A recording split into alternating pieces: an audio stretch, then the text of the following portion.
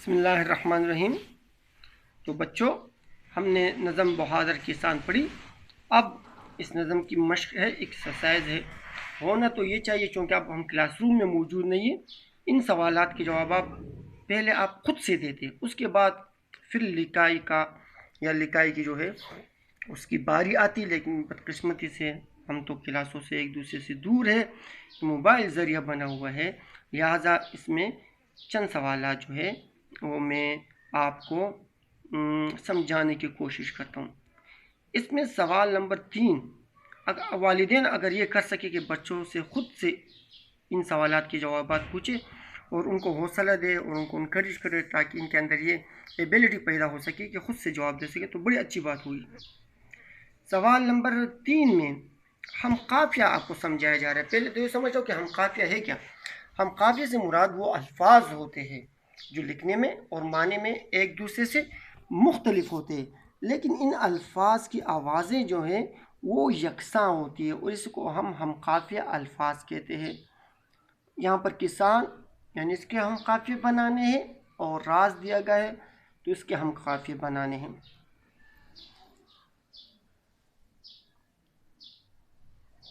یعنی for example کسان، جانان، ارمان، اس طرح کے الفاظ جو ہوں گے وہ اس کے ہم قافیے ہوں گے۔ سوال نمبر 4 میں جو ہے آپ کو خالی جگہ ہیں وہ پور کرنی ہے۔ میں پہلے سے پور کر سکوں تاکہ آپ کو پھر کوئی مسئلہ نہ ہو، مگر اس کا یہ ڈیش ہے کام کا یعنی وقت، کبھی حل کی ڈیش دباتا ہوا یعنی ہتھی ہے، دنیا کی ڈیش فقط اس کے پاس یعنی جنت۔ وہاں پر نظم کے اشعار میں آپ تلاش کریں گے تو آپ کو مل بھی جائیں گے۔ اسے ہر گھڑی ڈیش ہی کا ہے دھیان یعنی کام کا، ہوا جس کی گرمی سے ڈیش گئی یعنی تھرا گئی، بڑا محنتی ہے کون؟ بہادر کسان۔ اب معنی لکھنے ہیں، معنی تو ہم پہلے بھی لکھ چکے۔ بہرحال دہیان مطلب خیال، تصور، ہنکانا میں آپ کو سمجھا چکا ہوں، یعنی جانوروں کو آگے لے کر جہاں آپ چاہتے ہیں وہاں لے کر چلنا۔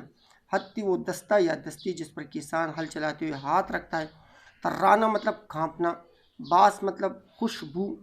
اعراب لگانا، اعراب کا مطلب ہوتا ہے الفاظ پر زبر زیر پیش وغیرہ لگانا، اس کو اعراب لگانا کہتے ہیں۔ تو زمانہ زال پر اور میم پر زبر ہے۔ بہادر بے پر پیش ہے، باقی آپ کو نظر آ رہا ہے۔ محنتی، دنیا یہ دنیا پر پیش ہے۔ تھرانا، تھرانا میں رے پر شد ہے، شد پر پھر زبر ہے۔ جنت، جنت جو ہے یہ نون پر شد ہے اور اس پر زبر ہے۔ فقط، پھر وقت کی پابندی پر ایک مضمون لکھنا ہے، کوشش کرے کہ خود سے لکھے۔ نظم کا مرکزی خیال، اچھا مرکزی خیال کیا ہوتا ہے؟ مرکزی خیال سے مراد جو بھی سبق آپ نے پڑھا ہو، چاہے وہ نظم کی صورت میں ہو، چاہے وہ کسی نثر کی صورت میں ہو، سبق کی صورت میں ہو، تو اس کا مرکزی خیال کا مطلب یہ ہوتا ہے کہ یار یہ نظم یا یہ سبق کیوں لکھا گیا، کس مقصد کے لیے لکھا گیا، اور اس سے ہمیں کیا مطلب حاصل ہوا، تو اسی کو مرکزی خیال کہتے ہیں، اور اسی کو انگلش میں آپ لوگ تھیم بھی کہتے ہیں۔ تو اس سبق کا مرکزی خیال یہ بنتا ہے کہ کسان جو ہے وہ بڑی محنت والا شخص ہے، وہ صبح سویرے اٹھ کر اپنے کھیتوں پر جاتا ہے، وہ دھوپ سے یا بارشوں سے یا سردیوں سے نہیں گھبراتا۔ اسی طرح انسانوں کو محنت سے کام لینا چاہیے، کیونکہ محنت میں ہی عظمت ہے۔ تو جو لوگ محنت کرتے ہیں اللہ تعالیٰ ان کو ان کی محنتوں کا صلہ دیتا ہے۔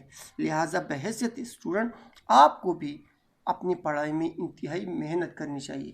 بغیر محنت کے آپ کچھ حاصل نہیں کر سکتے۔ اگر آپ پڑھائی میں محنت کریں گے، اسباق کو سمجھنے کی کوشش کریں گے، سبجیکٹ کو سمجھنے کی کوشش کریں گے، اور پڑھائی سے دل نہیں چرائیں گے، سستی اور کاہلی نہیں اپنائیں گے، تو انشاءاللہ ان قریب مستقبل میں آپ کی جو خواہشات ہیں ان کے مطابق اللہ تعالیٰ آپ کو کامیابیاں دے دے گا۔ اس کے بعد میں انشاءاللہ وہ مشق جو ہے لکھی ہوئی ہے میرے پاس موجود ہے، میں ان کی تصاویر لوں گا، وہ آپ کو اپلوڈ کروں گا، اور پھر آپ اسی مشق کو اپنی نیٹ کاپی میں لکھیں گے۔ اور یہ کام جو ہے ابھی یہ 3 چھوٹی چھوٹی ویڈیو ہوگی، اس کے ساتھ جو ہے ایکسرسائز کی کاپیاں ہو جائیں گی، تو یہ آپ ایک ہفتے کا، یعنی ہفتے میں 3 دن ہماری کلاس ہے، تو ان 3 دنوں کا کام ہوگا، مطلب آنے والے منگل کے لیے، آنے والے جمعرات کے لیے، اور پھر آنے والے ہفتے کے لیے. یہ 3 دن کا آپ کا یہ کام جو ہے کمپلیٹ ہوا. خدا آپ کو سلامت رکھے، ہمیں بھی اپنی دعاؤں میں یاد رکھے. شکریہ.